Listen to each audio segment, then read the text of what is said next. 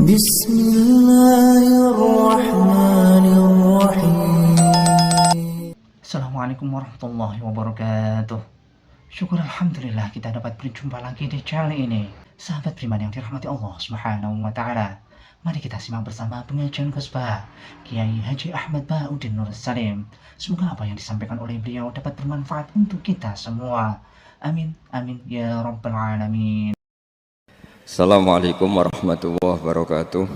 Bismillahirrahmanirrahim. Orang itu cara berpikir nuruti nafsu, itu yang bahaya.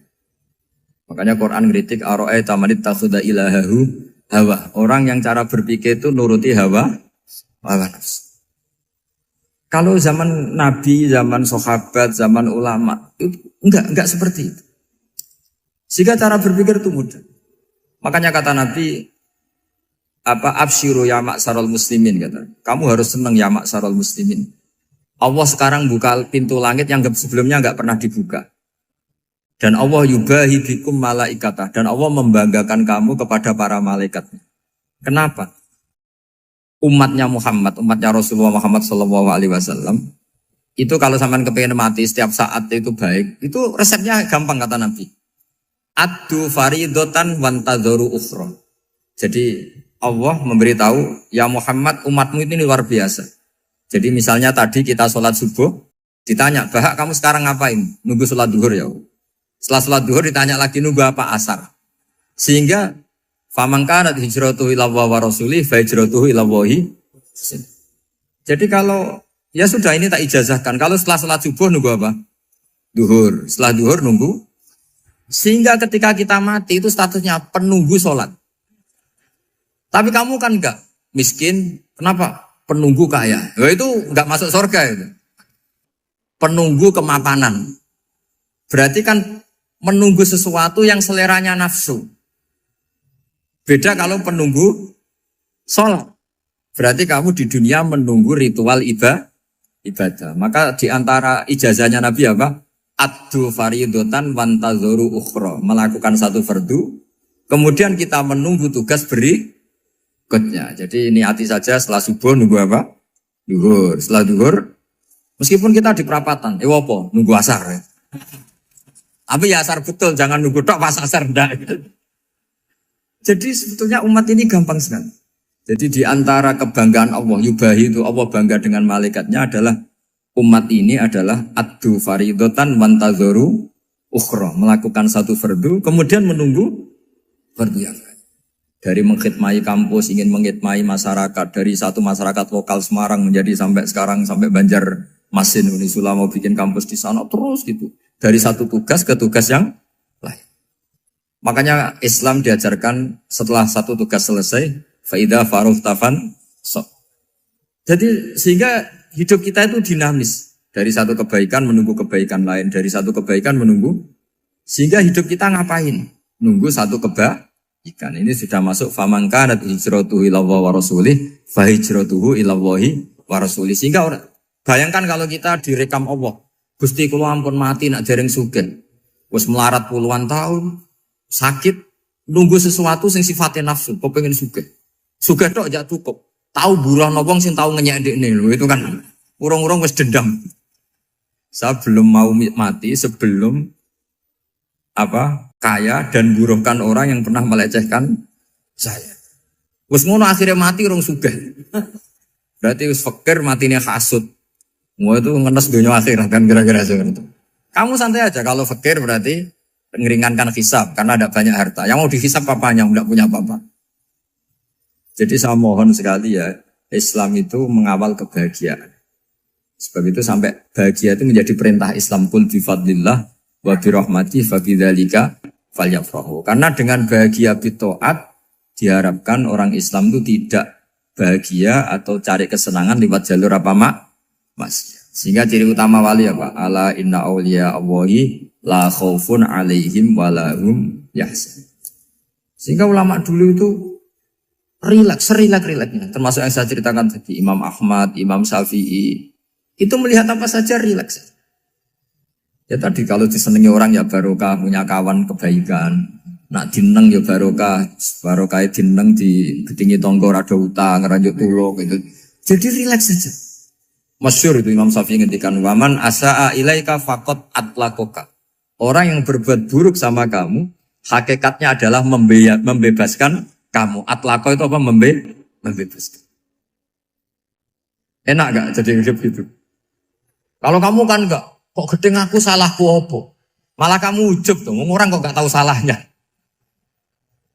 Kamu jadi suami, istrinya ngomel, kurang apa saya sebagai suami? Ya kurang banyak, enggak ganteng, enggak kaya, enggak ini. Malah kalau diterangkan malah parah toh. Ya sudah rileks saja, kalau dia ngomel ya tadi, alhamdulillah dapat pahala tanpa apa? Biaya. Terus ngomel kan butuh energi, paling yang enggak kuat 3 jam. Nanti juga berhenti apa? Terus ambil nilai positifnya, misalnya ngomel sama suaminya, bagus lah. Kalau ngomel sama tetangga malah kayak apa gitu aja udah. Jadi ulama dulu itu gampang sekali melihat hidup. Rasulullah ya gitu, melihat hidup tuh gampang saja. Ketika tanya, ya Aisyah apa ada sarapan? Tidak ada ya Rasulullah, ya sudah saya tak puasa. Jadi enteng saja. Kadang-kadang beliau ingin puasa, ya puasa sunat, ada sarapan nggak jadi puasa. Rileks. Nabi itu rileks. Kalau ngajari kebaikan juga rileks. Nah sekarang itu banyak orang yang karena mungkin kurang baca, Islam itu kayak menjadi aturan yang bengis, yang repot, yang mengekang. Itu tidak seperti itu. Yuridu wa bikumul yusra, wala yuridu bikumul usra. Allah menghendaki agama ini mudah. Sehingga ada sahabat di Imami Mu'ad itu baca Baqarah. Sahabat ini pekerja petani, mufarokoh ditinggal. Ketika Mu'ad lapor, ya Rasulullah ini ada orang munafik, tengah-tengah sholat mufarokoh saya ditinggal. Yang disalahin itu tidak yang ninggal tapi Mu'ad. Afattanun anta ya Mu'ad, kami itu tukang fitnah. Masa ngimami petani pakai surat Baqarah? Jadi yang disalahkan ini imamnya. Kalau kamu jadi imam, sholatnya ya yang cepat. Makanya terus banyak orang kecepatan karena tadi. Jadi Nabi itu enteng sekali. Jadi apa ya, Nabi itu beda dengan yang kita bayangkan beda. Nabi pernah ngaji di masjid, kemudian ada tetangga lewat pakai cangkul ke kebun. Semua sahabat gerutu. Ini orang tidak benar, ada Nabi ngaji ditinggal saja ke kebun, tidak ikut ngaji. Jawabannya Nabi tidak, itu bagus, itu ikut sunnah saya. Kenapa ya Rasulullah? Dia kerjanya nyari halal. Dan untuk menghidupi keluarganya itu juga ajaran saya. Sehingga yang ngaji ya ajarannya Nabi, yang enggak ngaji karena kerja mencukupi keluarga juga ajarannya Nabi.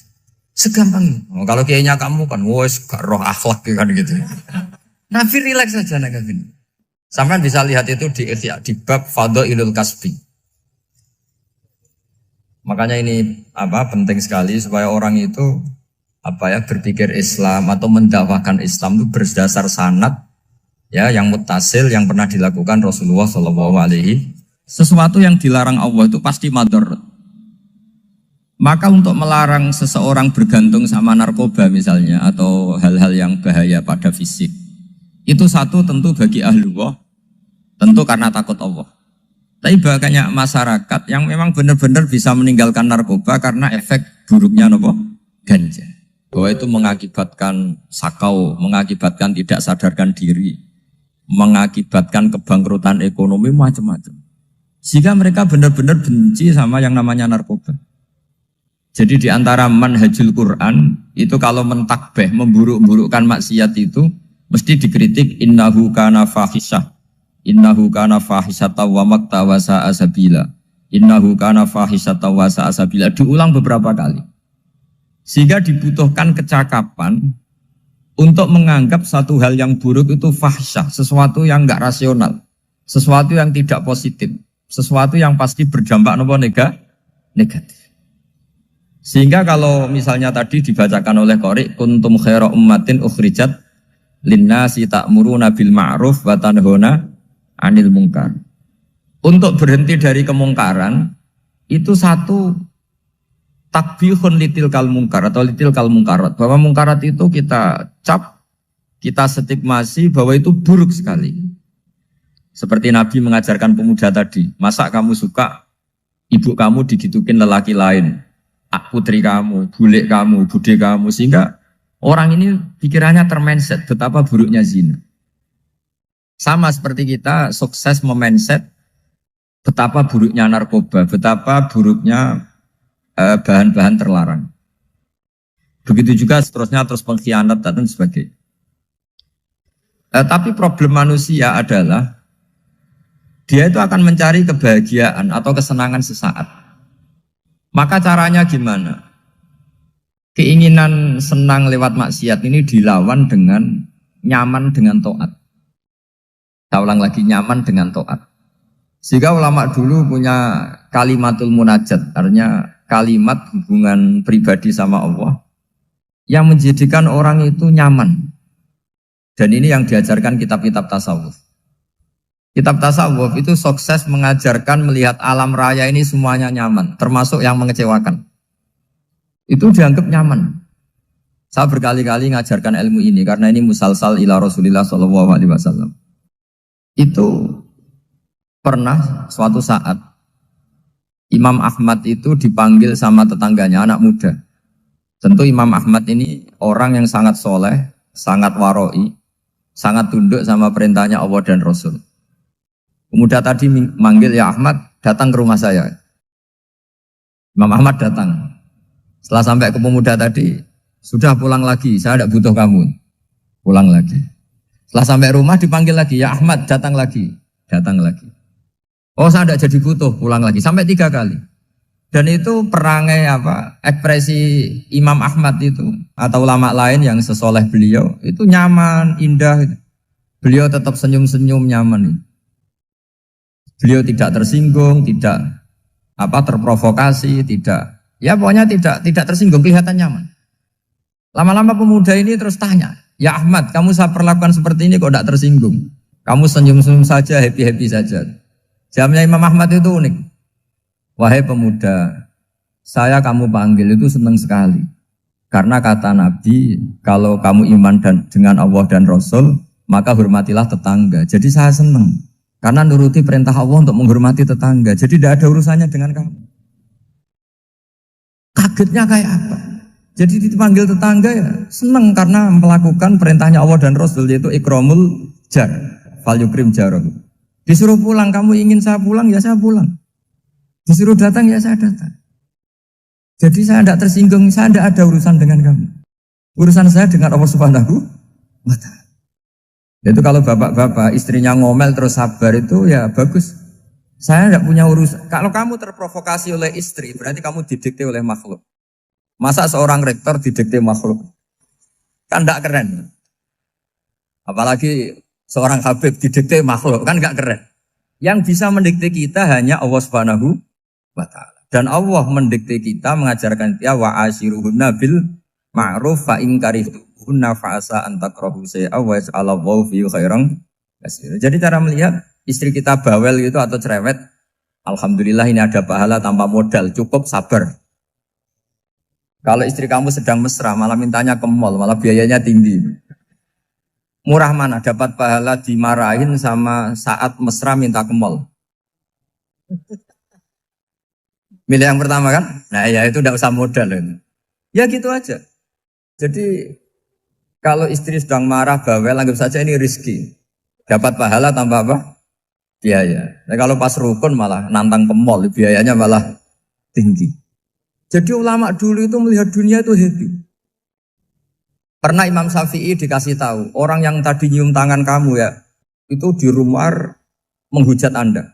Jadi dia sopan hanya di depan Anda, kalau di luar menghujat Anda. Jawabnya Imam Syafi'i lucu. Ya baguslah. Yang cerita ini kaget. Kenapa bagus ya Aba Abdillah? Kalau manggil Imam Syafi'i ya Aba Abdillah. Ya berarti saya masih wibawa, di depan saya tidak berani katanya. Jadi dipandang enteng saja. Jadi kalau kamu di depan kamu istri kamu tidak berani belanja, tidak ada kamu belanja banyak, anggap saja Anda wibawa. Jadi enteng saja. Pernah Imam Syafi'i dikasih tahu, separuh dari kampung Anda itu gak suka kamu. Ya bagus lah. Kenapa? Oh nak rarukun malah bakal utang katanya gitu. Kira-kira yang utang itu yang rukun apa yang neng-nengan? Yang rukun. Jadi enteng saja. Masyhur itu makalahnya Imam Syafi'i.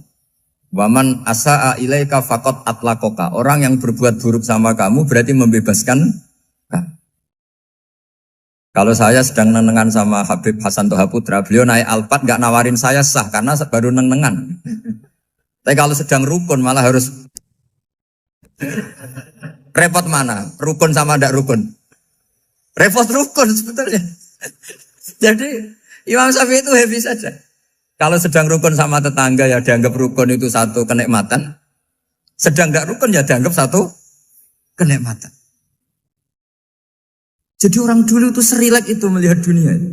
Kalau kita kan enggak, ego. Wah saya ini suami kok dimarahin istri.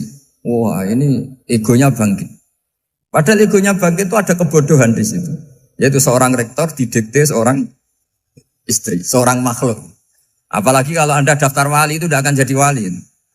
Ini wali kok tunduk sama makhluk. Karena didikte apa? Makhluk. Maka Imam Ahmad ketika tetangganya bully gitu ya santai saja, beliau happy. Ketika pemuda tadi eskal janggal, kenapa kamu gak tersinggung ya Ahmad? Memangnya saya harus tersinggung gimana? Kan tak panggil tidak jadi, tak panggil tidak jadi. Hei pemuda, saya ini tidak punya urusan dengan kamu. Saya nuruti kamu karena perintahnya. Saya senang melakukan perintah Allah, harus berbaik sama kamu. Sampai 3 kali. Ajarkan Muhammad atau katakan Muhammad pada umatmu. Sebaiknya atau seharusnya mereka hanya gembira dengan melihat fadlnya Allah dan rahmatnya Allah. Ini harus kita pahami mulai dari konstruksi yang paling pokok, yaitu akidah. 2 ahwal. Ahwal itu 1 perilaku sosial. 3 mutammimat, sesuatu yang tidak pokok, tapi kita butuhkan dalam mengawal hidup ini. Saya beri contoh, itu sampai maksiat, itu karena cari kesenangan. Misalnya baru penat itu, ingin seneng, ada orang yang macam-macam lah, ingin melihat maksiat, apa itu pornografi, apa nyabu, apa macam-macam. Itu sebetulnya agama punya konsep yang luar biasa, yaitu seharusnya seseorang itu gembira. Gembira dengan ketaatan.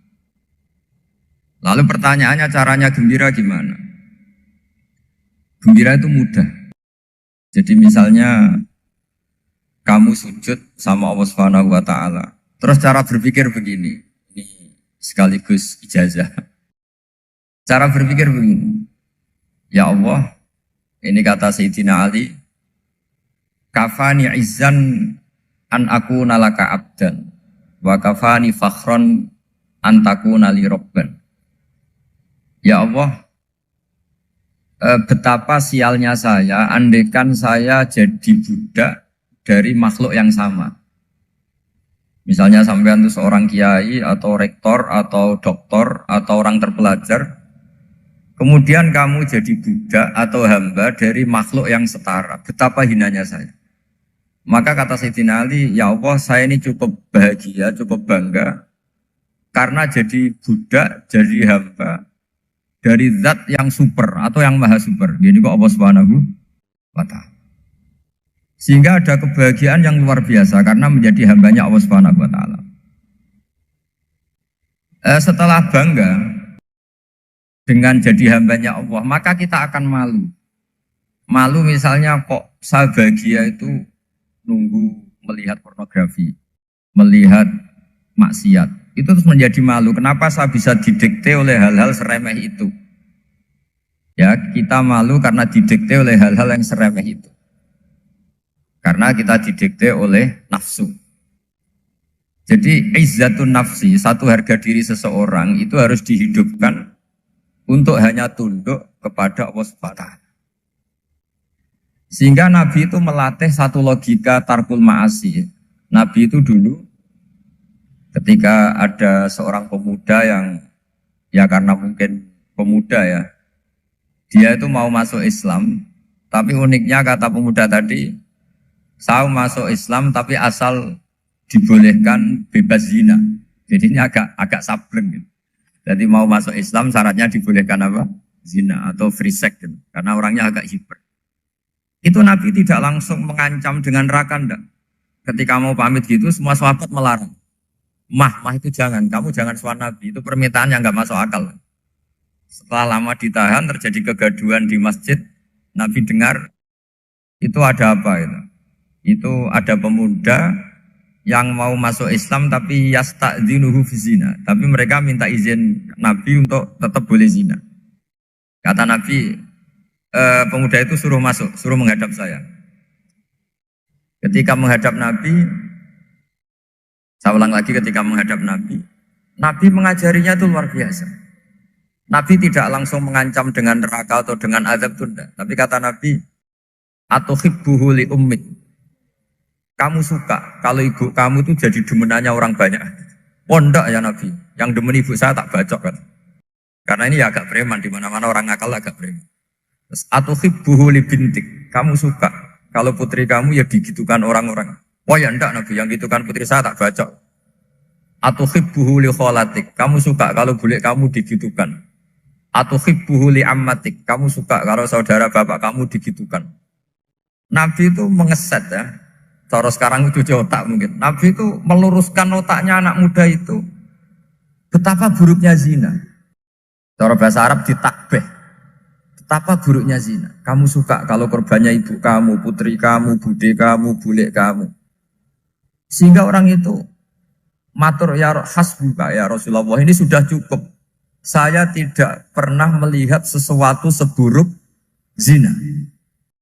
Jadi fa'al qawwa fi qalbihi bughdha zina. Kemudian Allah meletakkan di hatinya, menanamkan benci zina. Sehingga akhirnya pemuda tadi menjadi iffah, menjadi menghindari zina.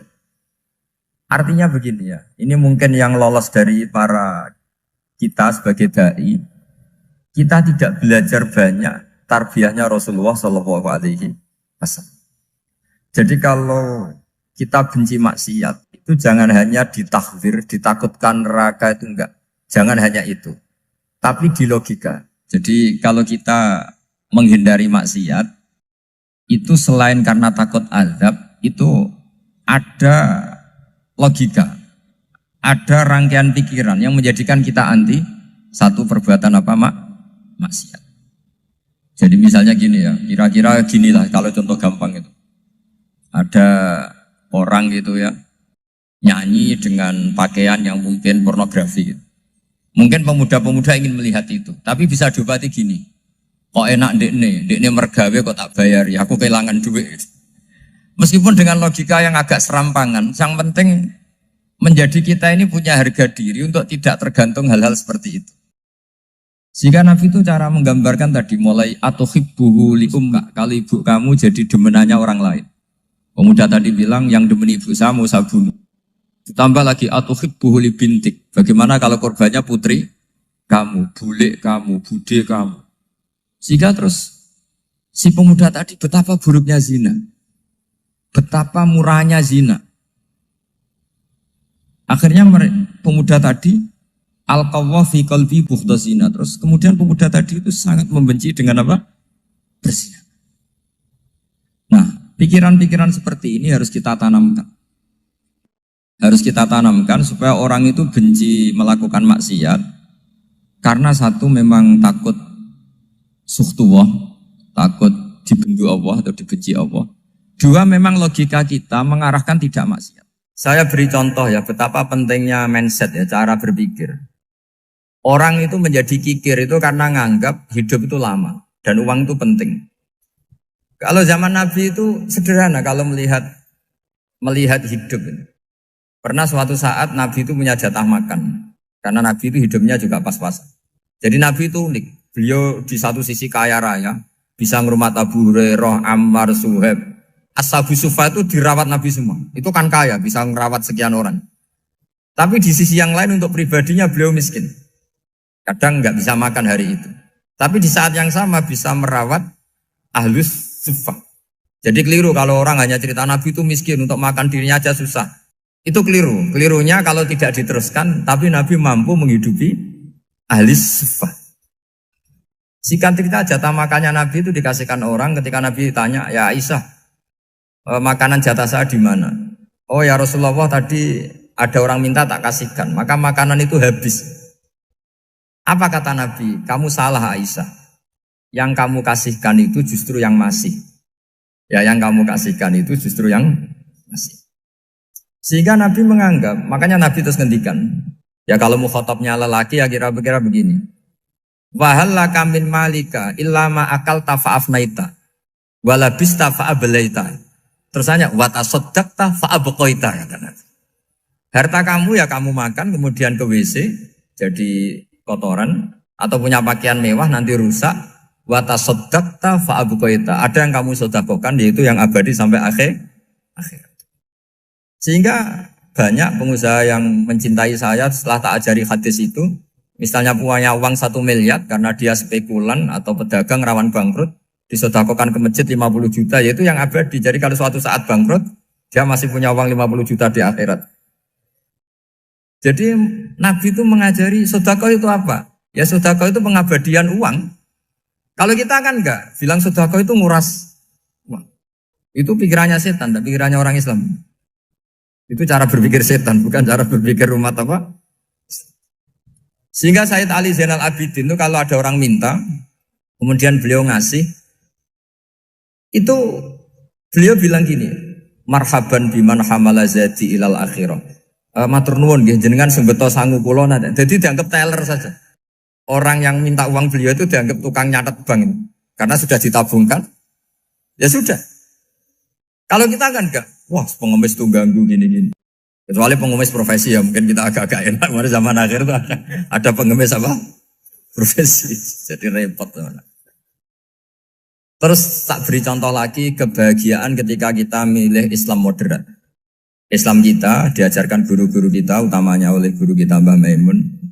Saya juga sering ketemu beberapa ulama dunia, termasuk Habib Umar. Saya juga ikut sowan ke sini pas beliau sama Habib ini Hasan Toha Putra di sini sama orang-orang moderat. Itu cara berpikir juga luar biasa indah. Beliau pernah cerita ya, beberapa ulama lah, banyak yang cerita itu. Saya pernah diceritani seorang alim ketika ada orang ekstremis itu mau ngebom di tempat maksiat. Kebetulan yang maksiat itu kebanyakan ya orang Islam. Karena di negara yang mayoritas Islam. Ditanya sama Syekh Sa'rawi. Syekh Sa'rawi itu mufassir top di mana? Mesir. Ini mau tak habisin karena mereka orang Islam kok maksiat terus. Terus ditanya sama Imam Sa'rawi. Laumatu ala khini ma'asihim aina masiruhum. Kalau mereka mati dalam keadaan maksiat, mereka kemana? Ya ilanar, mereka pasti masuk neraka. Terus ditanya sama Imam Sa'rawi. Wahal masiruhum ilanar muradun nabi amlan. Punya umat maksiat kemudian mati masuk neraka. Itu yang diinginkan Nabi apa enggak? Ya tidak aja. Ya sudah, enggak usah dibom, ditunggu tobatnya kata. Karena kalau mati dalam keadaan itu ke neraka dan itu tidak yang diinginkan Rasulullah Sallallahu Alaihi Wasallam. Terus ekstremis ini menjadi tobat, tidak berpikir ekstremis Mas. Jadi orang itu harus berpikir mindset yang baik. Meskipun kadang berpikir baik itu ya agak-agak kacau. Ada seorang wali majdud, itu kalau berdoa agak kacau, tapi gak bisa dibantah. Masyhur itu doa itu. Ini sekaligus ijazah, tapi kalau sebelum wali gak boleh. Itu datang ke makamnya Rasulullah SAW. Terus doanya itu begini. Ya Allah, sekarang terserah engkau. Ya Allah, sekarang terserah engkau. Jika saya kamu jadikan orang soleh, jika saya engkau jadikan orang soleh, maka surra habibuk, maka kekasihmu ini senang. Yang susah musuhmu yaitu setan. Tapi kalau engkau menjadikan saya orang fasik, maka yang susah kekasihmu, yang senang musuhmu. Jangan punya dua pilihan itu. Wah itu kan doa tapi kayak teror itu. Ya jadi berdoa di Raudhah. Wah itu pasti mandi itu karena agak-agak maksa Tuhan itu. Ya Allah, engkau punya dua pilihan. Jika saya jadi orang soleh, maka kekasihmu ini senang. Musuhmu yang susah, yaitu setan. Tapi jika saya jadi orang fasik, maka musuhmu yang senang, kekasihmu yang susah. Mohon terserah jenengan, mau menyenangkan kekasihmu, apa menyenangkan musuhmu? Gitu. Kira-kira gimana? Kalau tertarik boleh doa itu dipraktekkan. Tapi kayaknya kalau copy paste itu gak keren, apa? Jadi dulu orang itu muamalah sama Allah dan Rasul itu rileks. Rileks itu nyaman karena ya tadi qul bi fadlillah wa bi rahmati fa bidzalika falyafrah. Sehingga Imam Izzuddin bin Abdissalam itu ngendikan innalladzina yarmunal muhsanatil ghafilat. Di antara kebaikannya ibu-ibu atau mbak-mbak ini harus berstatus ghafilat. Perempuan-perempuan pelupa. Ghafilat itu pelupa. Pelupa dari kenikmatan maksiat sehingga mereka dengan taat. Misalnya ada ibu-ibu atau mbak-mbak atau juga bapak-bapak tahajud, kemudian nyaman dengan tahajud itu. Kira-kira terbersit enggak ingin maksiat? Enggak kan, karena sudah nyaman dengan tahajud, dengan taat. Maka dibutuhkan kenyamanan dalam beribadah. Sebab itu ala bidzikrillahi tatmainnul qulub. Makanya saya termasuk kiai yang setiap ngaji itu happy, seneng. Karena ini untuk kampanye, seneng dengan ngaji, dengan taat itu sudah luar biasa. Kayak apa kalau mereka senengnya kalau nunggu melakukan maksiat. Jadi termasuk bentuk perlawanan kita terhadap maksiat adalah usahakan kamu tuh bahagia, seneng dengan taat. Istiqnas billah, mu'anasah billah, farah billah, itmi'nan tumaknina billah. Sehingga ini mencukupkan kita tidak berkebutuhan maksiat. Meskipun kita ya manusia, pasti suatu saat atau sudah pernah maksiat. Serasa diceritakan lah, itu mesti gitu. Lah orang-orang dulu itu orang yang sukses mengelola bahagia ma'allah wa billah wa lillah. Jika wali-wali dulu itu jadi wali itu tidak mesti karena ibadahnya banyak, itu enggak.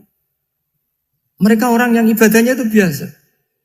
Biasa-biasa sekali. Ulama-ulama dulu ibadahnya biasa sekali. Tapi qulubuhum ma'allah, hatinya itu ma'allah. Itu ada seorang wali, itu jadi wali, Umar bin Abdul Aziz, yang dikenal khamisul khulafa. Khamisul khulafa. Di luar khulafa Rasyidin 4, di antara yang soleh adalah siapa? Umar bin Abdul Aziz. Itu ketika mau meninggal, itu senangnya bukan main. Itu semuanya nangis, beliau senang. Terus tanya, kenapa kamu senang? Memangnya saya kalau mati itu kemana aja? Ila khairi madhubin ilah, ke zat terbaik. Dibang urip mbek kowe bolet atau mbek arhamur rahimin kan. Yaitu Allah Subhanahu. Jalaluddin Ar-Rumi ketika mau meninggal itu muridnya nangis semua, beliau marah. Kamu harusnya pesta karena saya mau ketemu kekasih saya, malah kamu tangisi. Goblok sekali kamu katanya. Jadi orang-orang dulu itu luar biasa. Karena tadi mereka tidak ingin ketemu Allah itu dianggap problem.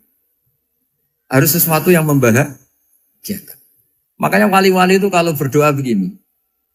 Wa khairu ayyami yauman alqa fih, dan jadikan hari terbaikku adalah hari ketika saya ketemu engkau ya Allah. Pernah dengar doa itu?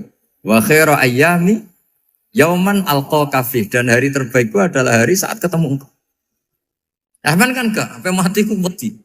Saya tidak tahu wedi dosa apa wedi Israel apa wedi malaikat siapa? Mungkar nakir. Sebenarnya tidak perlu seperti itu. Karena cara pandang Nabi itu ini bisa dipraktekkan. Kalau kamu orang baik, mati artinya apa? Ya baik. Karena husnul khotimah. Kalau kamu orang yang buruk, itu kata Nabi, anggap saja mati itu akhir dari keburukan kamu. Nah, aku urip terus, malah maksiat terus. Maka Nabi itu kalau ngajari kita berdoa gini, Allahumma maj'alil hayata ziyadatan li fi kulli khairin wal mauta rohatan li min kulli syarri. Ya Allah, kalau saya hidup, ya anggap saja ziyadah fi kulli khairin, berpotensi nambahi kebaikan. Kalau saya mati, anggap saja ini akhir dari segala keburukan. Maka saya berkali-kali, banyak tradisi ulama-ulama NU, ulama-ulama pesantren, ya ada hanya NU, pokoknya ulama-ulama alim, itu kalau ada orang mati, orang nakal gitu mati, ini saya gitu, itu hadirin mesti gak terima. Wapi enang itu orang nakal. Tapi dipaksa sama kiainya, saya gitu, lama-lama dipaksa. Saya gitu, padahal yang hatinya kiai, wis ra iso maksiat meneh, wis saya gitu. Karena dengan mati berarti saya sudah tidak bisa maksiat lagi. Jadi Nabi melihat hidup dan mati itu segampang itu. Kalau al-hayata ziyadatan li fi kulli khairin wal mauta rohatan li min kulli syarr. Coba kita ke depan itu kan ada potensi zina, potensi korupsi, potensi maksiat. Yang bisa menghentikan potensi itu apa coba? Mati ya, udah pinter ya. Sudah maju berani mati. Berani. Tapi jangan di sini ngel-ngelo panitia. Artinya yang selama ini kita risau dengan kematian, dengan apa? Nabi ngajari kita tadi. Allahumma mas'alil hayata ziyadatan li fi kulli khairin wal mauta rohatan li min kulli syarr. Ya Allah, jadikan hidup ini sebagai bekal menambah kebaikan, dan suatu saat kalau saya mati, semoga itu akhir dari segala keburukan. Jadi artinya Nabi itu ngajari kita itu positif terus. Sama seperti ulamanya tadi. Nak lagi rukun mbek tonggo ya sanggep ae kanca keapian. Nak nenengan ben ra utang tenan. Dadi pokoknya penak terus itu. Nak bojo lagi ngamuk alhamdulillah gak ngajak blonjo. Nak pas rukun ya alhamdulillah kok lagi rukun. Jadi gampang semua. Makanya ada seorang alim itu ngendikan begini, ada yang tanya. Saya tuh dulu ketika kaya, teman saya sering main ke saya. Setelah saya miskin gak ada teman-teman yang ke saya. Dikira si Habib ini kebetulan orangnya Habib itu mendukung keluhan dia. Ternyata enggak. Si orang alim itu bilang gini, malah bagus toh gitu. Kowe wis melarat buruhe wong. Ya sudah kamu miskin buruhnya orang lain. Misalnya tukang manol di pasar atau tukang becak. Kemudian teman-teman kamu datang, malah kamu malu tuh jadi tontonan. Bagus kalau mereka lupa, pas kamu miskin enggak ada yang lihat katanya. Jadi apa ya, dianggap enteng saja gitu. Akhirnya orang ini enggak jadi ngeluh. Selama ini kan kita ngeluh ya, ketika miskin teman-teman enggak datang. Coba kalau mereka datang pas kamu buruh bikin botol di orang lain. Mantan bos buruh, malu enggak? Milih datang apa enggak? Enggak lah, sudah bener itu. Jadi ulama dulu itu makanya sering baca biar tahu solusi hidup. Jadi ulama dulu tuh gampang sekali melihat kehidupan itu. Gampang sekali, indah, gampang. Kebahagiaan ini pula yang harus kita latih dalam melakukan ketaatan. Tapi memang obsesi saya terbesar atau cita-cita saya terbesar memang setiap ngaji saya ingin orang mukmin semuanya itu bahagia. Dengan bahagia itu mereka tidak neko-neko ingin mencari kebahagiaan lewat jalur apa maksiat. Sehingga dalam konstitusi ulama yang ditulis di kitab-kitab usul fikih, dan itu kitab yang saya kaji, selalu saya kaji, itu membela-bela sesuatu yang mubah itu sampai luar biasa. Karena melihat mubah itu, misalnya Anda tidur itu berstatus mubah. Anda bermain catur berstatus mubah. Anda rileks sama teman jagongan semalam dengan teman rektor atau dosen atau yayasan itu, melihatnya bukan mubah, tapi tarkul maksiyah. Misalnya saya semalaman asik musamarah itu jagongan malam sama Habib Toha Al-Munawwar. Itu awang hitungnya bukan, wah ini jagongan ngalor ngidul tidak penting tuh enggak. Malam itu bahak tidak ke dugem, tidak ke tempat maksiat. Sehingga ada ulama yang mengatakan mubah itu enggak ada. Saya ulang lagi, mubah itu enggak ada. Kan umumnya ulama bagikan wajib, ya kan, haram gitu. Terus diantaranya mubah, sunat, makruh. Ada ulama yang mengatakan mubah itu enggak ada. Kenapa? Logikanya begini, itsma min mubahin illa wa yatahaqqaqu bihi tarku haramimma. Karena tidak ada mubah yang Anda lakukan kecuali saat itu pasti ditinggalkannya sebuah keharaman. Misalnya Anda sedang jagungan sama istri di luar, di rumah, asik di rumah semalaman. Mungkin bahas hal-hal yang ringan. Mungkin melihat sinetron atau apalah yang ringan. Tapi di situ terjadi Anda meninggalkan ke tempat-tempat maksiat. Sekarang ninggal maksiat itu wajib apa mubah? Wajib. Padahal Anda sedang melakukan mubah. Nah itu dicatat oleh Allah itu tarkul haram, meninggalkan keharam. Jika masyhur dalam cerita wali-wali itu, Abu Yazid yang seperti itu ibadahnya pernah tanya, ya Allah lalu yang makomnya orang seperti saya siapa? Karena beliau semalaman ibadah terus. Sama Allah dijawab, ya yang tidur di pinggir kamu itu. Abu Yazid, loh kok bisa ya Allah? Dia kan tidur terus. Ya kan dia tidur berarti meninggalkan keharaman. Ngomong sing potongan tukang maksiat itu apik turu apik melek kira-kira. Apik turu. Timbang sama nak melek pola wis turu ae kira-kira gitu. Jadi enggak usah dipaksa tahajud, dipaksa qiyamul lail itu. Iya kalau qiyamul lail. Kalau dapat informasi, ke sini ikut saya terus katut kan repot. Jadi perlawanan terhadap maksiat itu sebetulnya gampang dalam Islam karena tadi nggak ada sesuatu yang mubah kecuali saat dilakukan berakibat meninggalkan keharaman. Mudah sekali. Jika banyak orang jadi wali itu karena melakukan mubah. Itu ada orang jadi wali itu karena sering makan. Ya makan-makan biasa itu. Karena ketika makan, ya Allah, betapa doifnya saya. Katanya saya presiden, katanya saya rektor, saya kiai. Ternyata kalau nggak makan tuh lemes. Apa hebatnya makhluk yang bergantung makhluk yang lain, yaitu makanan.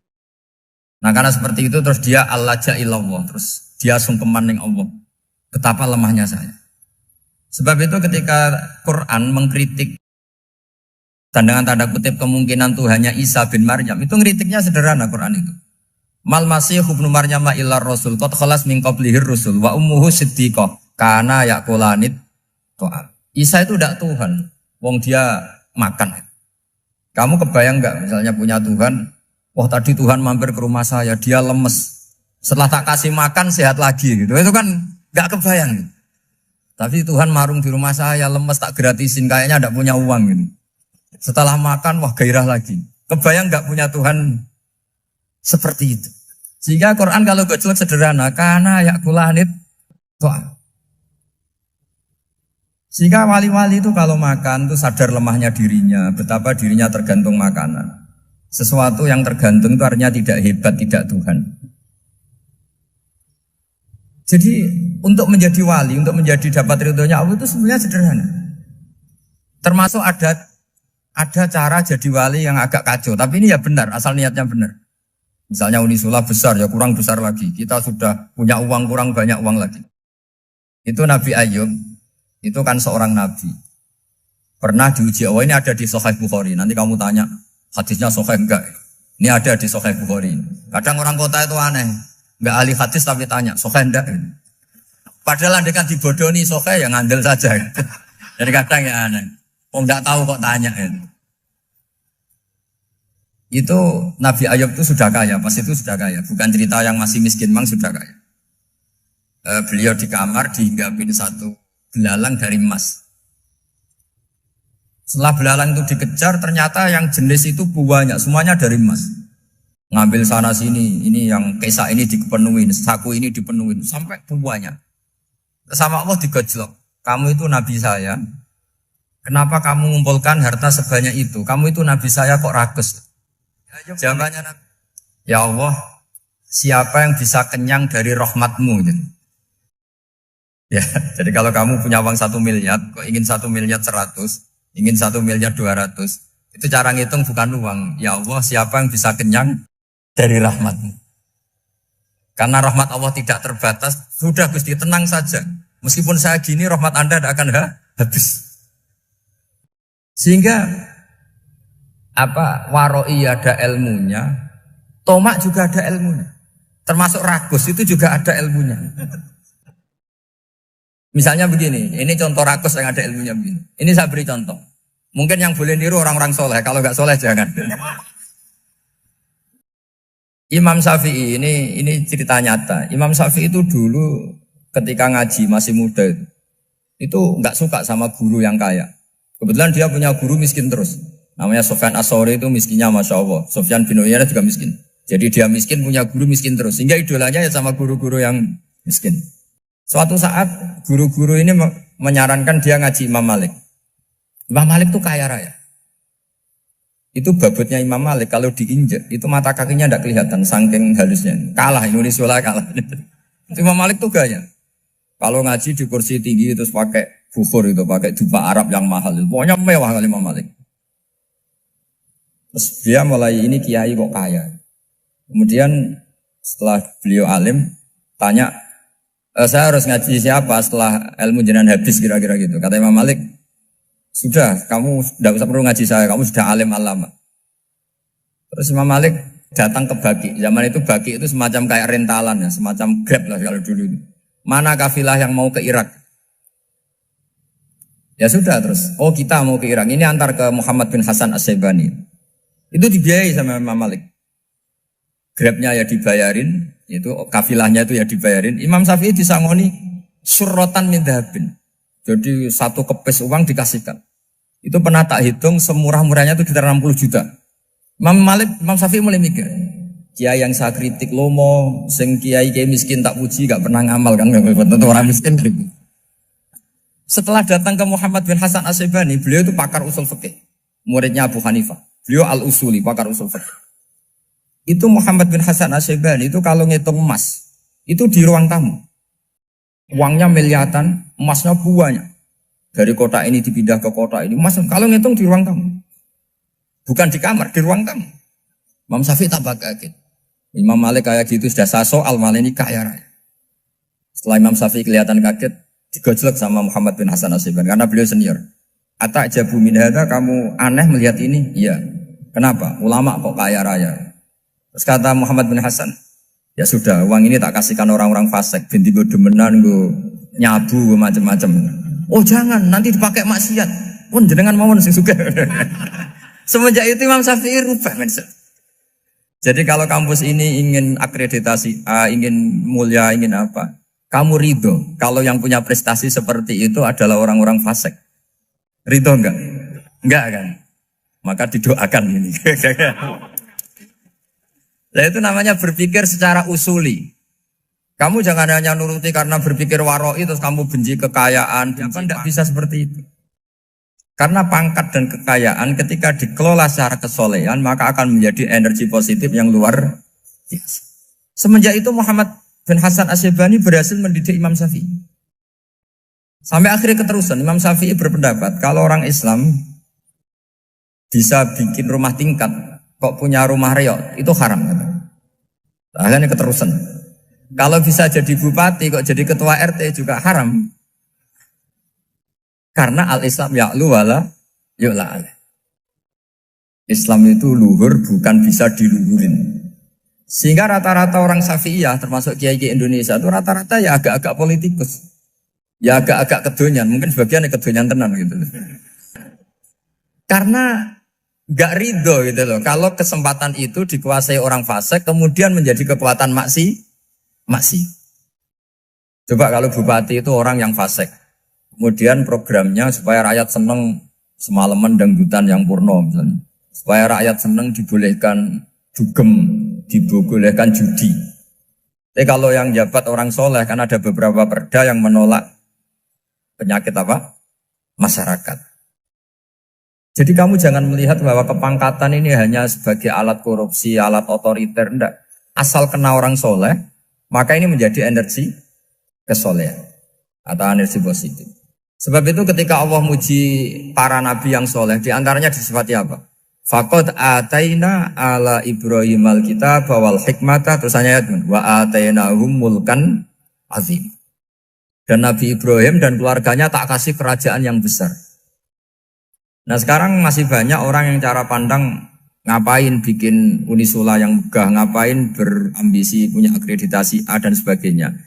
Menyoal seperti itu salah secara usul fikih. Karena secara usul fikih kesempatan yang baik tentu harus diperjuangkan oleh orang-orang yang soleh. Karena ini supaya jadi otoritas yang positif. Itu dulu ada latihannya. Jadi orang dulu itu gampang sekali ketika milih miskin ditanya, kenapa miskin? Saya ingin hisab saya ringan. Tapi ketika mereka kaya, yang soleh, supaya harta ini tidak dipakai orang yang nanti dipakai maksiat. Kita misalnya orang soleh mau pangkat, karena kita ada ridho, kepangkatan itu dipegang orang maksiat, kemudian menjadi energi maksiat. Begitu juga seterusnya. Maka ulama dulu itu rileks. Sampai Senawawi Al-Bantani itu nanti bisa dicek di tafsir. Qul hal yastawil ladzina ya'lamuna wal ladzina la ya'lamun. Beliau muji-muji ulama. Kemudian ada seorang yang agak hasut mungkin. Tanya begini. Hebatnya ulama itu begini-begini. Terus ditanya, tapi kenapa kita sering melihat ulama ngantri proposal di rumahnya bupati? Gitu. Sementara bupati nggak pernah datang ke ulama ngaji ihya.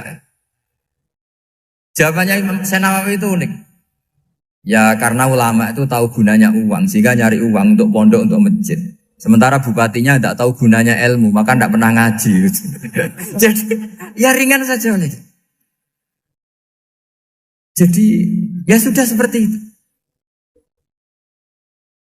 Jadi kalau ada ulama kedonyan, Anggap saja karena tahu gunanya uang.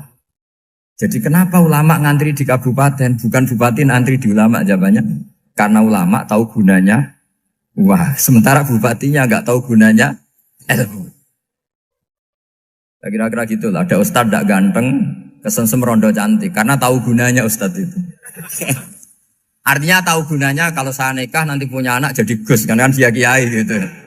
Tapi rondonya raro gunanya dia karena miskin gitu. Jadi ulama dulu itu rileks. Rileks. Menafsirkan apa saja itu rileks. Termasuk saat terpojok. Itu rileks. Karena semuanya dianalisis pakai ilmu.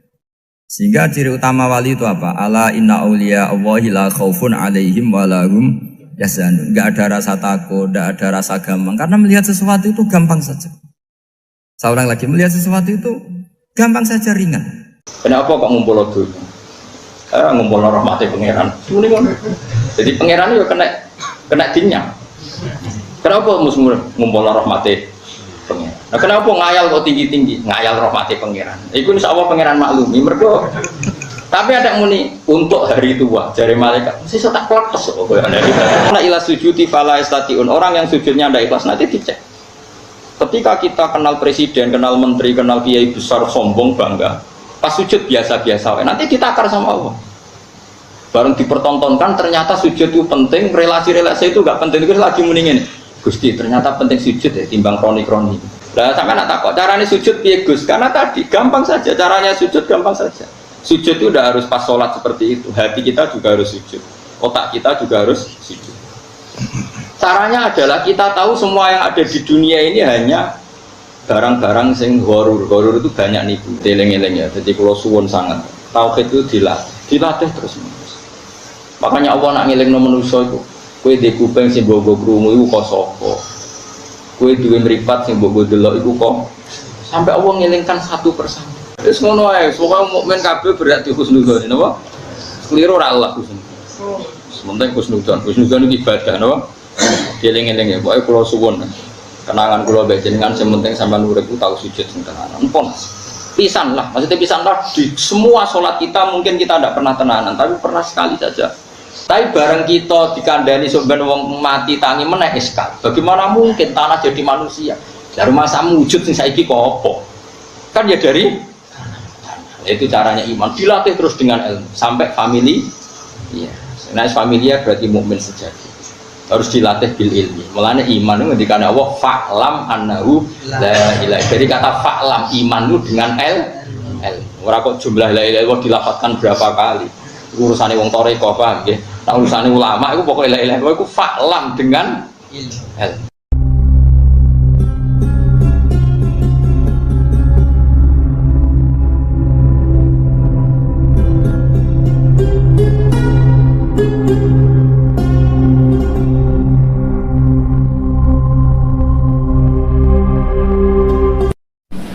Bismillahirrahmanirrahim. Assalamualaikum warahmatullahi wabarakatuh. Jumpa lagi dengan saya di Ngaji Gus Baha 82. Semoga kita semua dalam lindungan Allah Subhanahu wa Ta'ala. Kali ini guru kita tercinta, beliau akan menyajikan ngaji beliau yang berjudul Sujudkan Hati dan Otakmu. Tonton videonya hingga selesai biar kita mendapatkan barokah ilmu dari guru kita tercinta Kiai Haji Bahauddin Nur Salim. Mari kita simak bersama kita ngaji Gus Baha. Assalamualaikum warahmatullahi wabarakatuh. Misalnya Mustafa itu mulai 40 tahun mergawe keras untuk hari tua. Ini bayangannya hari tua itu umur 70. Tak balen malah. Mustafa itu mergawe tenan umur 40, asumsine kayak wong kota-kota itu. Asumsine ibu hari tua umur pinten? 70. Berarti mergawe untuk berapa umur? 30 tahun. Terus malaikat bagian ajal ngerti, apa mati sesuk. Malaikat rezeki ya ngerti, wah aku sesuk pensiun, saya kan sesuk mati. Terus kamu dua niat mergawe untuk masa depan, kira-kira diguyub gak? Bocah kok goblok kayak ngono, mati.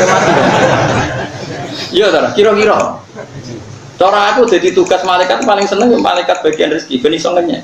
Betapa bodohnya kita. betapa golek rezeki sing kowe ora bakal nganti hari tua. Utawa ngene. Wah, anakku tak warisi akeh ben makmur. Malaikat ngerti, anak misalnya jenenge Joni, tukang ngentekno donya. Sekali bapaknya mati didol. Sing anak wedok yang ngono sekali bapaknya mati didol. Kowe nyifati donyaku akeh ben anakku uripe makmur, ben jelakar tok anak putu. Sementara catetane malaikat kok aku anak-anak tukang ngentekno donya. Kira-kira antarane sing mbok khayal mek kenyataan dadi lelucu gak cara malaikat? Lucu. Itulah kita ini sering menghayal sesuatu yang nggak pernah wujud. Kowe nyifati dunia manfaat gua anak putu kan mesti wujud. Dan di sini kebodohan kita. Mulane Allah nyifati manusia wa kana al-insanu zaluman jahula. Wis akeh dolime akeh goblok. Zaluman ora dolim biasa banget, dolim jahulan banget. Karena tadi kita sering berkhayal sesuatu yang nggak pernah nyata. Mulane nak kowe diangen-angen niku sifate angen-angen sing diridani Allah. Misale bayangno kenapa kok ngumpul donya? Ngumpul rahmate pangeran. Muni ngono. Jadi pangeran yo kena dinyang. Kenapa musmur ngumpul rahmate pangeran? Nah, kenapa ngayal kok tinggi-tinggi? Ngayal rahmate pangeran. Iku insyaallah pangeran maklumi mergo tapi ada muni untuk hari tua jare malaikat. Sisa tak kletes kok koyo ana. Nah kita itu sering begitu, padahal barang batil itu gak pernah datang. Artinya kue nganti tua itu gak pernah. Tapi kue ngayal tua. Nah bayangkan oke lah kalau kesalahan itu kan kesalahan dalam khayal hidup, gak apa-apa. Allah malu. Celakaan kita sering salah dalam hal tahu.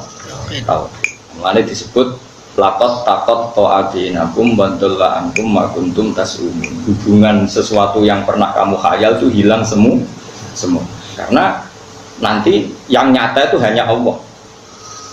Misalnya ngatakan kalau ngaji tentang putih-putih kalau fatwa, karena ini pasti benar, tidak mungkin salah, pasti benar.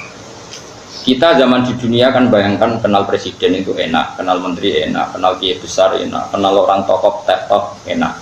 Oke, kalau kata enak masih benar, Allah masih maklumi. Tapi sampai sering bilang itu penting, kenal presiden penting banget, kenal pejabat penting banget, kenal tokoh top penting banget, kenal wong sugih penting banget. Dan kamu tidak pernah keterucut bilang sujud itu penting. Nanti setelah kamu di akhirat dipertontonkan, ternyata amal kamu yang masih hanya satu, yaitu sujud. Kenangan kamu terbaik di dunia itu kira-kira di akhirat nanti itu apa? Hanya sujud. Nggak ada malaikat keteror. Wah ini temannya Pak Presiden harus kita hormati. Mana ada malaikat takut? Wah ini temannya Ki besar harus kita hormati. Orang iso malaikat buat teror. Tapi nak wong sing tahu sujud itu pangeran iso apa? Malaikat iso keteror. Ini pernah sujud. Laki Allah wa huwa sajid. Ini ketemu Allah dengan status orang yang sujud. Wah itu malaikat mikir tenang. Ketika Allah mengumumkan wa abdi lakiani wa huwa sajid, ini hambaku dan bertemu saya dalam keadaan sujud. Tidak harus sujud fisik, dia hatinya orientasinya sujud. Bahkan dia nyari rezeki supaya bisa sujud. Didik anaknya dikasih uang supaya mau sujud. Didik santri supaya sujud. Ini hambaku yang berstatus itu orientasinya sujud. Wah malaikat gak akan berani. Tak jamin.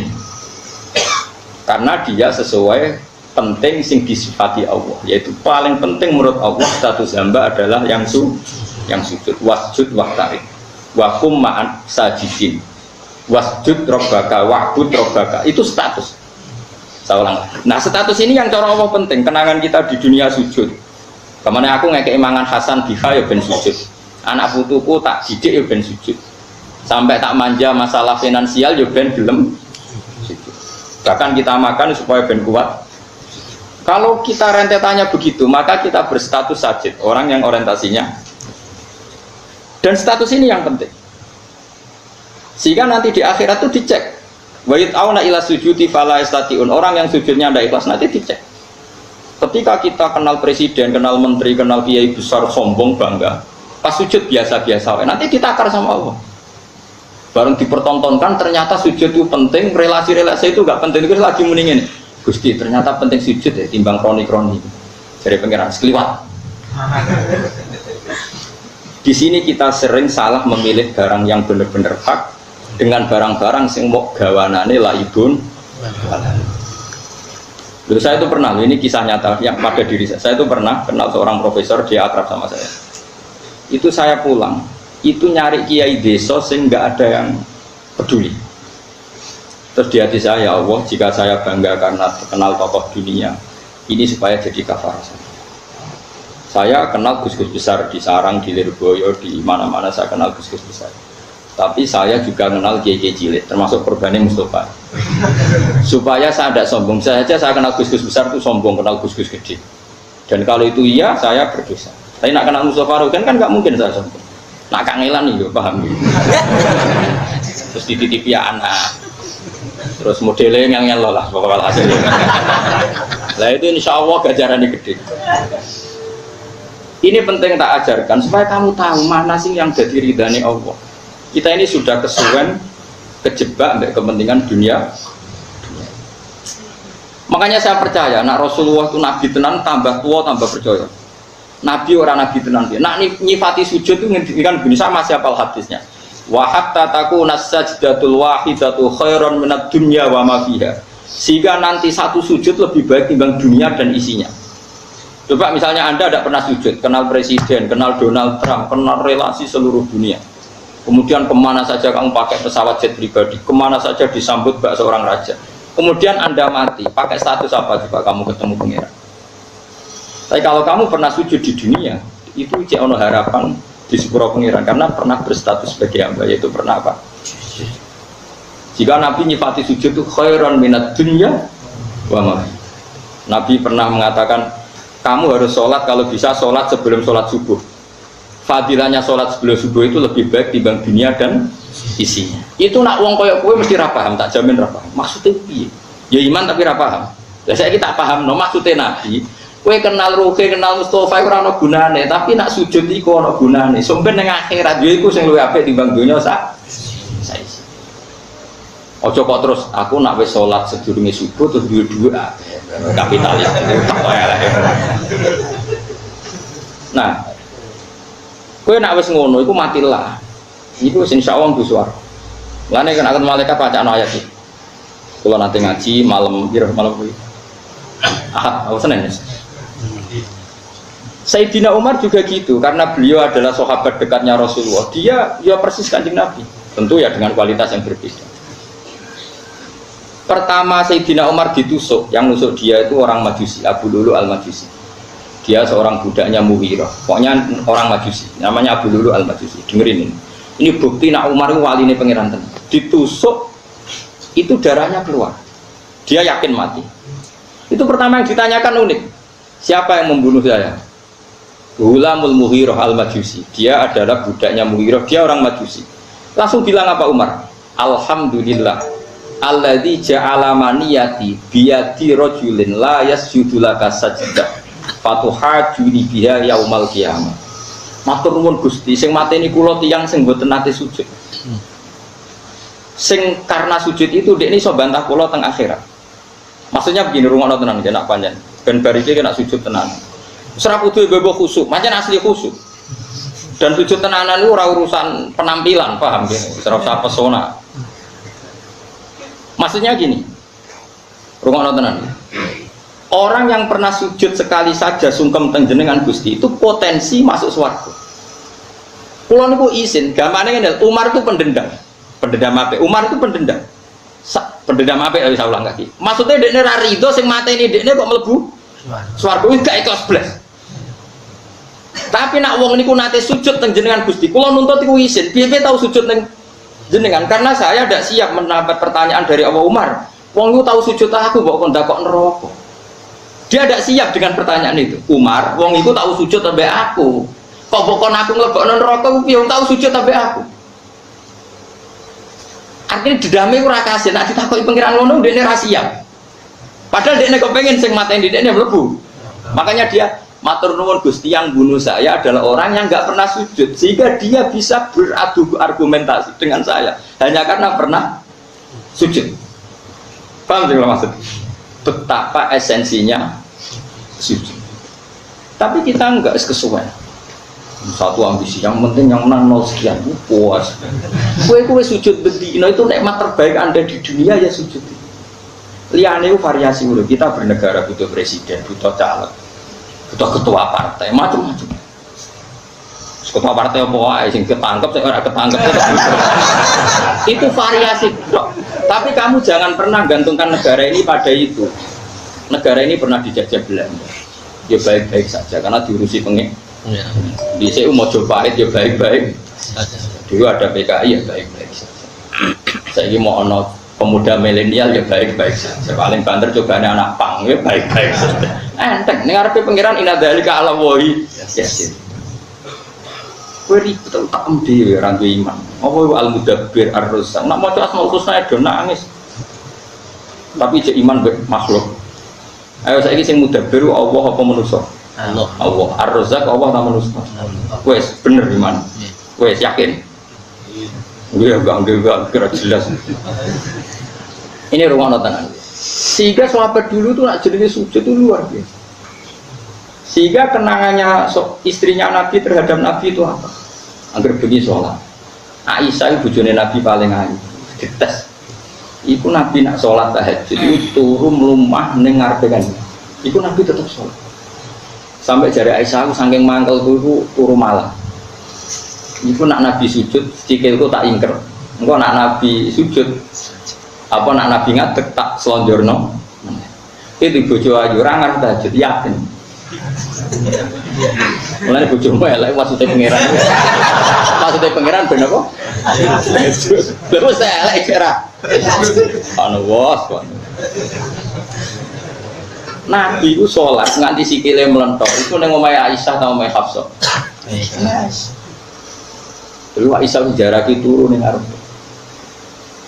Wis ora ngaras itu sujud tak jamin. Tapi kira Nabi ya pantes saya, kira Nabi rawat. Tak baleni malih. Jadi kena cara berpikir gini. Manusa sing mbok kenal ning donya kabeh itu nanti gak nyafati kowe ning akhirat. Sing nyafati namung sujud sing ikhlas. Sehingga kalau dengan gitu kowe ngerti barang hak yang perlu dipertahankan ya.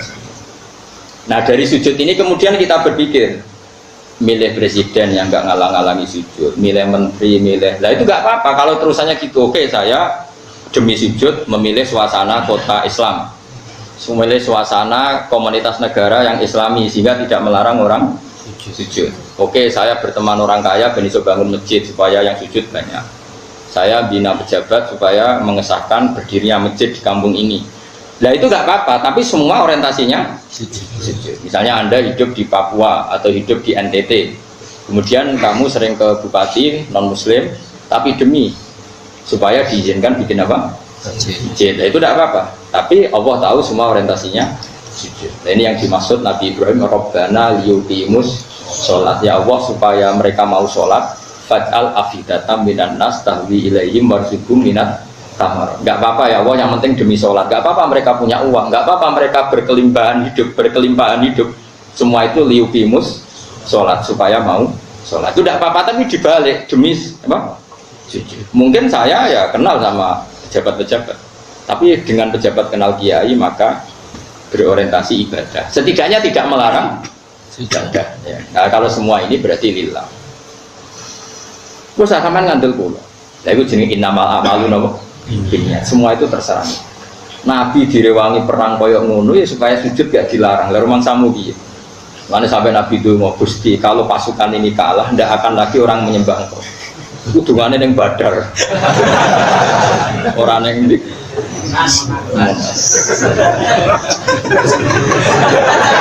Repot. Sampai orang kiai sepun, masa saya kafir Quraisy. Nah ini saya cerita saja. Loh, kulo tenan, kulo nu sering gamu bojo kulo. Nganti sakniki, gara-gara saya itu terlalu hormat sama anak. Anak dimanja, sampean terlalu hormat. Saya bilang gitu. Aku ora ndarani ku anakku. Sok ben sing terusno sujudku ya anak-anak. Aku iso ben mati. Jadi aku delok anak iki penerus sujudku, penerus rumah sama aku dulu anak kayak uang mau sebenarnya aku uang rumah aku bangunnya aku PKI langsung. Nah aku uang kapitalistik dulu anak sebenarnya aku tua sing rumah tiku anak sebenarnya aku nak tua sing rumah kudu. Iku uang fasik yo mikire ngono lah kita gunane apa dadi uang alim nak utak teh koyo utek uang fasik. Mestine dulu anak iki sing terusno sujud iki sing terusno kalimat tauhid iki sing terusno tradisi mondokku. Mulane Nabi Ibrahim darani Abdul Ambiya mergo dekne iku urip mau cita-citane sitok wa ja'alaha kalimatam baqiyatan fi aqibi. Ibrahim adalah orang sing sukses dadekno kalimah thayyibah fi aqibi ing dalam anak turun. Dadi Ro Ismail Playon iki sing terusno tauhid, Ro Ishak Playon. Ora kaya kowe, wah iki sing terusno pabrik. Sesuk ora anak Playon iki sing terusno goblok kuwi.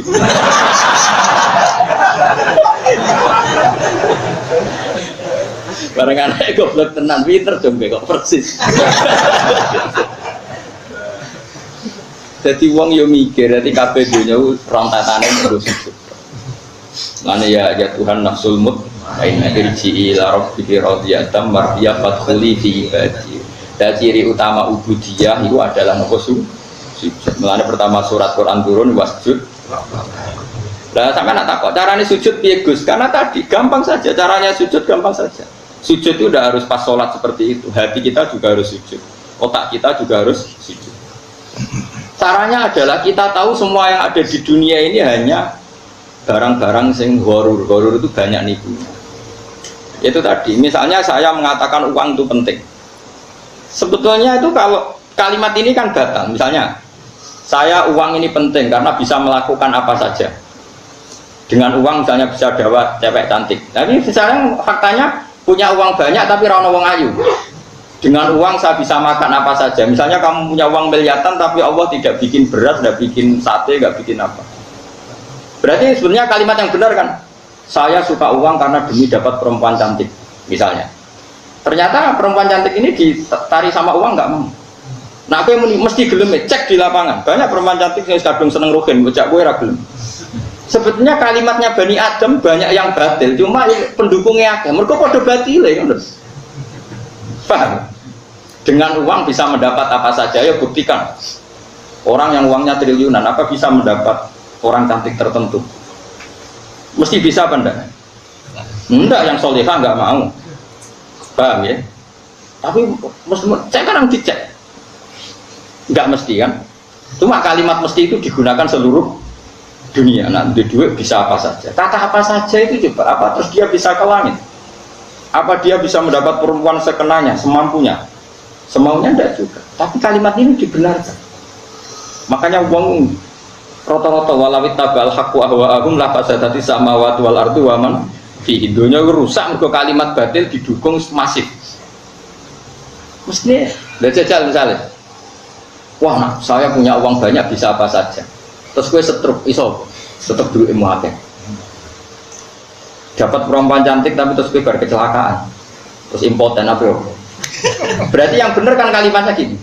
Punya uang apa saja, punya uang banyak, sehat, perempuannya mau, nggak sakit, nggak gempa, nggak ada musibah. Itu kalimat yang benar, tapi kalimat itu nggak kepakai gitu. Padahal kalau kalimat itu konstruksinya dipakai gitu semua, oh nak ngono karek Allah ra iso nak manusia kan gitu kan lumayan kan ngono. Kowe tak ajari waras odora di rumah. Lah iya kalau kalimat itu utuh pasti orang kembali pada Allah Subhanahu wa taala. Tak warai yo kan yo di duwe akeh ya terus yo. Wedokane gelem pas ape kelon ra ono gempa sehat. Sing wedok yo pas sapian apa nek? Kau no anak rangis, kau no ceblok, cara pekelon ceblok ya rasido. Sebetulnya kalimatnya itu banyak. Lo coba, misalnya kau di Bojo Ayu pekelon terus diceritain Jawa ini umurnya tinggal berapa? Apa tenggelam? Wah rasido. Lo sering dimarani ngomong yang pesimis. Kau cari Jawa tenggelam, lo kok jadi Jawa? Nak tenggelam yo piye, nak ora yo piye. Ora tenggelam yo tetep mati, mana wae. Orang dia tahu tak kok, tak iman nona, tak syahadat nona, tak kok. Memangnya arah tenggelam terus gue gak mati. Rumah ya. Kalau orang mau pakai bahasa yang benar, di dua akal ibu kepena, nak ono oksigen, nak dunia gak gempa, nak Indonesia gak chaos. Misalnya dua mau akal di Jakarta, terus Indonesia chaos, apa ibu gue? Kerusuhan gak kerusuhan lagi. Berarti nak ngomong bisa jadi uang banyak, terus dia keadaan apa? Aman, siap gempa, oksigen tersedia, kebutuhan pangan. Wah itu sing iso Allah, alhamdulillah. Jadi eling-eling ya. Jadi kalau suwun sangat tauhid itu dilatih terus. Makanya Allah nak ngelingno manusa iku. Kowe di kuping sing mbok krungu iku kok sapa? Kowe duwe mripat sing mbok delok iku kok sampai Allah ngelingkan satu persatu. Ailahum ma'allah, apa ada Tuhan yang berperan? Aman khalaqas samawati wal ardo, siapa sih yang menyediakan langit dan coba misalnya uang banyak terus bumi dijubuk oleh pangeran. Fa idza hiya tamu, terus bumi mengalami likuifaksi kaya nego di Sulawesi mau apa? Dan Allah mengingatkan terus, aamintum man fis sama ayakhsifa bikumul ardo fa idza hiya tamu. Jadi dari awal bumi didesain Allah memang bisa likuifaksi. Wong bumi itu sifat Allah wal ardi dzatis sadq. Bumi itu potensinya memang pecah. Zatun itu sifat pokok. Jadi dalam bahasa Arab zat itu maknanya sifat pokok. Wal ardi dzatis sadq. Bumi itu sifat dasarnya memang bisa pecah. Terus Allah ngintikan ayyak sifat bikumul ardo fa idza hiya tamur. Potensi bumi memang melumet. Tamur maknanya melumet. Cuma Allah nyontokno pira-pira ning Sulawesi tok. Contohnya sak Jawa ora tuntas. Itu pilpres.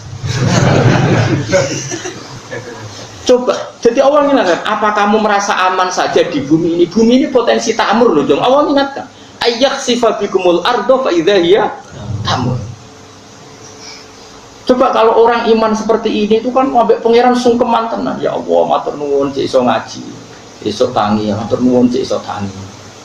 Iso ibojo matur nuwun bojo kula roh sasarane.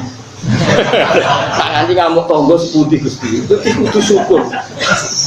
Nak bojomu njaluk duwe ke njaluk terus matur nuwun mboten njaluk tangga. Isine koyo apa nak njaluk? Ngamuk kowe matur nuwun, nak ngamuk tangga isin koyo apa? Dadi mestinya bojomu ngamuk pinter terusno. Lha kok iso pinter Mas? Lah iya ngamuk tepat sasaran. Dan omah iki ra duwe dhuwit mergo aku ya terusno. Iku bener ngamukmu. Wong di bojo pinter kok ngeluh. Paham, ruang tenang. Jadi zatun itu cara bahasa Arab, zatis sod bumi itu potensinya memang. Terus tamur, iso melumer, memang is didesain gitu. Coba bahwa bumi itu ada magma, ada ini itu. Tapi Allah mengingatkan terus di surat Al-Baqarah, amin tuman fisama ayyak sifat bikumul ardo faidah ya tamu.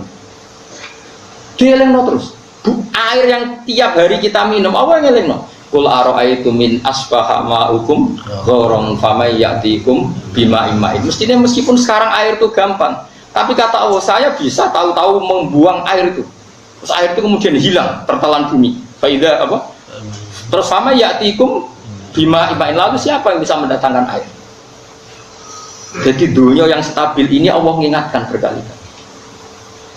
Nah, tapi wong gak eling peringatannya Allah. Akhirnya sing dianggap penting itu pejabat, relasi, mitra. Akhirnya Allah ora tau disebut. Ya wis akhirnya sedunia ini ngendikane pangeran, nak aku ora disebut ning bumi, akilukum ila nafsikum. Urusan dunia tak pasrahno kowe.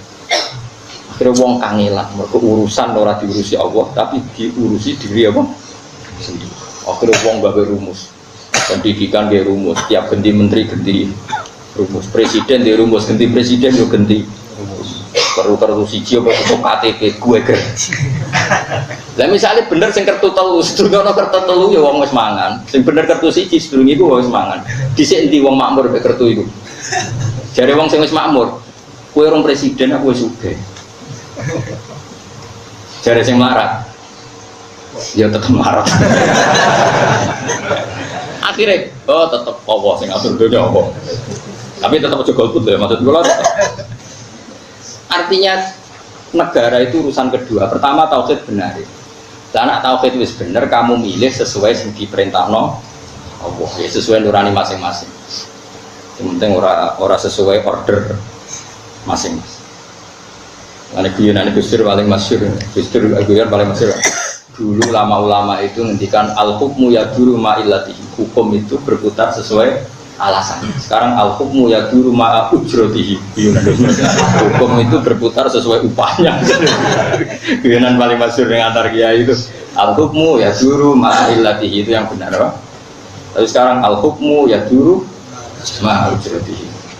Sekarang opae kira terus wani kira. Itu sudah musibah karena soal al-hukmu yaduru ma ujratihi.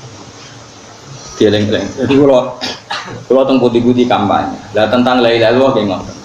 Kowe nek wis mati, Iku kanca ya ora ono, wong tuwa ya ora ono, anak ya ora ono. Sing ono namung Allah Subhanahu wa taala. Sebab itu kita harus ikhlas ngamal krana lil. Sing ngandalo kanca ora ono. Anak bojo mlayu kabeh ya mayafirul mar'u min akhi wa ummihi wa sahibatihi wa bani likul limri'im minhum yawma idzin sya'nu. Kita hanya kembali ke Allah. Dan kembali ke Allah kok kowe saiki ngamal demi manusa. Terus manusa itu sapa? Ketika itu tidak siapa? Itu harus dilatih terus sampai Anda ikhlas. Dan ada ikhlas itu dilatih sampai tahu ikhlas. Pisanlah tahu ikhlas itu selamat. Dewi ulama-ulama kue ning dunya swidak tahun kok tahu ikhlas pisan tak wis cukup. Tapi yo angel ra karuan. Lah carane ikhlas piye tak warai lali wis ngandel. Lali ku ya lali. Kok ikhlas. Ini masyhur bapak sering cerita.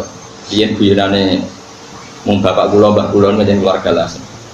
Mbak Maksum niku abahe Bali Maksum Jogja niku santrine kathah. Ketemu kancane. Dia kanca nak utang diangkat sum. Gayamu jog santrimu akeh wiridan. Isin to mbek santrimu nak bersalam langsung mlayu mergo santrimu akeh. Iya pertama isin suwe-suwe lali. Lah pas lali kok ikhlas. Jadi pertama kan ape ras wiridan kan isin itu santri akeh langsung mlayu. Kedua ya mungkin isin. Suwe-suwe kan lali. Lah pas lali iku ikhlas. Kayak ngaji ini kan pertama ngaji. Suwe-suwe kan lali. Pokoknya anggar wayahe ngaji nggo kitab berangkat. Pertama kan enggak. Tamu akan perhitungan. Iku rong ikhlas. Nek wis lali iku ikhlas. Momene ra paham tambah ikhlas. Kan gak dikarep tuh. Ciri utama ikhlas juga duwe. Jadi eling-eling ya. Jadi barang batil iku ora tau wujud. Kayak loro tambah loro 15 gak tau wujud. Yesus pangeran ora tau wujud. Lata Uzza pangeran ora tau. Jadi wis dimaksud napa? Qul ja'al haqqu wa ma yubdiul batil wa ma yu'id. Jadi barang batil ora tau wujud. Maknane nek sing nganggep wujud akeh tapi hakikate gak tahu. Paham ya? Jadi kalau 1 tambah 1 kok 12 itu tidak pernah wujud. Lah sing wujud hak namung Allah Subhanahu wa taala. Jadi nyaman. Lah mulane nek ana salah dhewe Nabi, umpama aku salah ya salahku dhewe jare Kanjeng Nabi. Umpama, mesti Nabi tentu gak akan salah. Artinya ngene, nek ana salah ya salah wonge, wong barang ya kayak tadi. 1 ditambah 1 itu 2, benar ya? Ditambah 1 tambah 1 4 itu ndak ada. Tapi saya ngomong ngono iku ono, misale cah cilik, ngarep matematika salah. 1 tambah 1 ditulis 8, utawa ngedan ditulis 18 malah. Paham ya? Jadi artinya ngene barang salah ora wujud, tapi wong salah ku pirang. Tapi nak barangnya tetap ora wujud. Paham ya? Jelas ya? Jadi kau coba bantah aku, tapi wong kafir kan kadang Gus. Lah iku wonge, nak kekafiran itu ndak ada legalitas bahwa Yesus Tuhan, legalitas kalau Lata Uzza Tuhan, legalitas kalau api itu Tuhan, matahari Tuhan itu nggak pernah ada. Statusnya matahari selawase lalat tetap makhluk. Paham ya? Tapi yang menuhankan ada. Kayak 1 tambah 1 mungkin anak kecil nulis apa? Wong edan nulis 18. Paham ya? Jadi eling-eling nak barang batil tetap ra ono. Mulane istilah apa ja'al haqqu wa ma yubdiul batilu wa ma yubdi. Mulane disebut lam yabqa lahu atharun. Tidak ada bekasnya sama sekali karena hakikatnya tidak wujud. Jadi disebut wadallah anhuma kanu yaftarun. Akan hilang semua apa yang pernah mereka bayangkan. Karena tidak wujud. Mulane kula suwun lah, pokoknya nak sujud itu sing tenanan. Senajan to kula nu jarang sholat sunat. Maksudnya tidak sebanyak sampean. Tapi kalau sujud itu tak nikmati tenang, karena itu pasti jadi kenangan terbaik Anda hidup di dunia. Kenangan Anda hidup di dunia terbaik adalah kamu pernah apa? Sujud itu tak jamin. Gak mungkin kan kenangan terbaik nggak ada BPKB. Sebenarnya itu BPKB, syutingan itu BPKB. Marani pejabat proposal, orang melarat daftar melarat, orang melarat daftar BPJS, orang melarat nyimpen kartu telu. Ini kenangan opo? Bentar kau pangeran itu kertu telu gue pocong. Rawon pertanyaan itu rawon. Yo ning donya tahu sujud.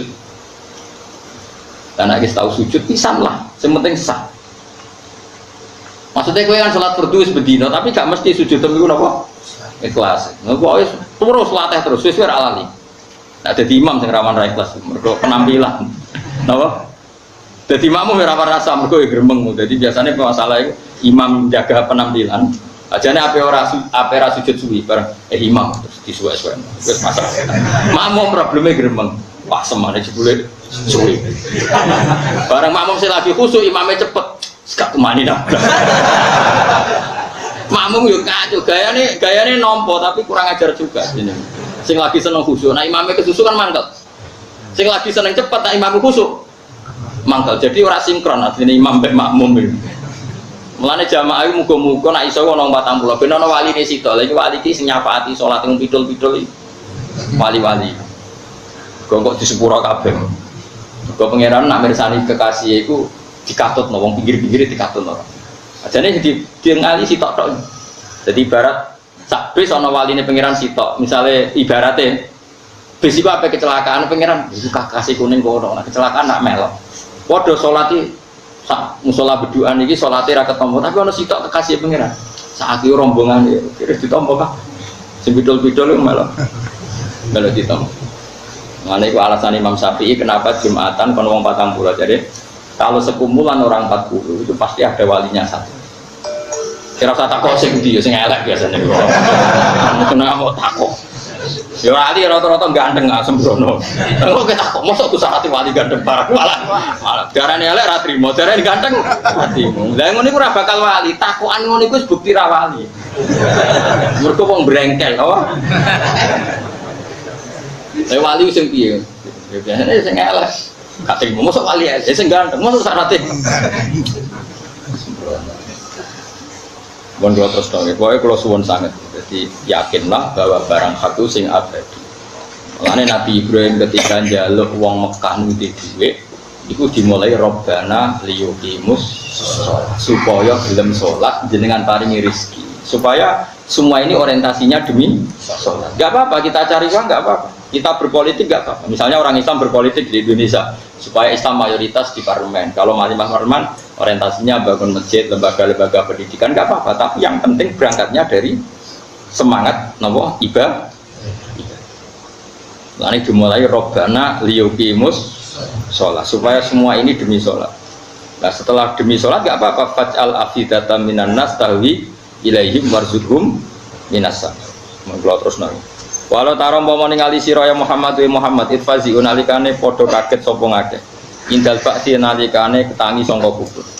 Pas iku laro eta tine ningali sira amron ing perkara adiman kan gedhe. Pas bangkit sangka kubur pasti kamu melihat sesuatu yang dahsyat. Nah pas iku fala fauta mongko ora ana pot iku maujud lahum kedhe wong akeh minasang kita. Manane ora pot udah bisa lolos dari cengkraman saya kata Allah. La yufawitu tegese ora iso lolos sapa ngakeh nak ing kita. Wa khidu lan den tangkep sapa ngakeh min makanin sing panggonan koridor ingkang parek ae kubur tegese sangka kuburan. Pasiku wa qalu lan ngucap sapa ngakeh amanah iman kita bi lan Muhammad itu Muhammadin awil Quran itu Quran. Tapi wa analan hale kaya apa lahum kedhe ngakeh atana wusu utawi nggon bali untuk iman bilwawi wa bil hamzati badalah hale dadi ngetewawi. Kae tanawul iman tegese untuk iman. Sayang pasiku wis ra iso iman, maksudnya imane wis ra ditampa. Min makanin sing panggonan baidin kang adoan mahali sing panggonan iman. Izum krana utawa wong akeh fil akhirati dalam akhirat wa mahalluhu halate panggonan iman iku dunya ing dalam dunya. Mulane kula nu yakin mun nang jenengan ngandel kula. Kula nu yakin, ainul yakin, hakul yakin. Kanjeng Nabi ku pancen nabi tenan. Buktine nak muji sujud itu masyaallah. Karena Nabi pirsa sing hakikat wujud status kita ila yaumil qiyamah ya sujud iki. Mulane Nabi nek sifati sujud tadi apa? Hatta takuna sajdatul wahidatu khairan minad dunya wa ma. Bahkan Nabi nak ngendikan sujud masyaallah luar biasa. Ana sahabat selawase derek nang Kanjeng Nabi. Bareng suatu saat Nabi kan wonge apian. Congke jo opah opo ngke derek aku wis suwi. Sahabat itu ya rada kacau, tapi kacau soleh. Entos sirin, kula pikir-pikirin Nabi. Dadi ampun kan jawab sani, mulai. Bertolong dina matur. Iku Kanjeng Nabi. Nyuwun dadi kancane jenengan teng suwarga. Tapi ya rada kaget nyongkone kan di wedhus ta opo nek iki. As'aluka murafaqataka fil jannah. Saya minta nemani engkau di swarga. Nabi rada takok. Kowe diwarai wong apa karepmu dhewe? Niku kan Nabi. Kula pikir, dunya niku mesti entek. Kula misale dadi gubernur atau pangkat ya entek.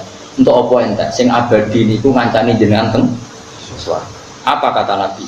Fa'inni ala nafsika bikasrotis sujud. Ya ana aku bantu tuh. Kowe dhewe kudu hati-hatian sujud. Ku Kanjeng Nabi, wong paling disayang pangeran iku nek ana wong njaluk swarga kon bantu sujud. Kowe trimo kiai yo oke. Sembrono. Yo buahmu. Alhamdulillahirrabbilalamin. Telah kita simak bersama pengajian Ghosbah Kiai Haji Ahmad Bahauddin Nur Salim. Semoga apa yang disampaikan oleh beliau dapat bermanfaat untuk kita semua. Wallahu a'lam bishawab. Wassalamualaikum warahmatullahi wabarakatuh.